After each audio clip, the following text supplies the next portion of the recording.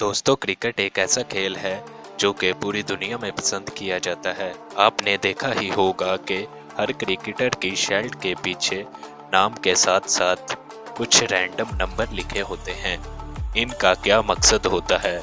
आज की वीडियो में हम आपको इन नंबर के बारे में सब कुछ बताएंगे। तो चलिए शुरू करते हैं।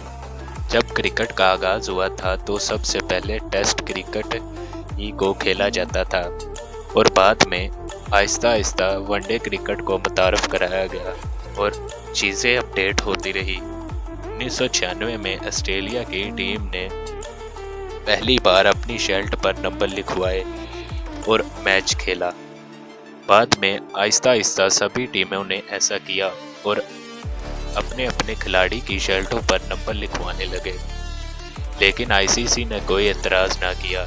1999 में आईसीसी ने ऑफिशियली ऐलान कर दिया कि हर कोई खिलाड़ी अपनी अपनी शर्ट पर नंबर लिखवाएगा।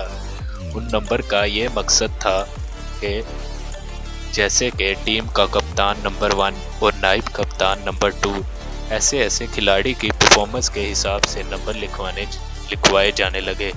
लेकिन बाद में आहिस्ता आहिस्ता इनका रूल चेंज हो गया और खिलाड़ी अपनी मर्जी से अपने अपने नंबर लिखवाने लगे।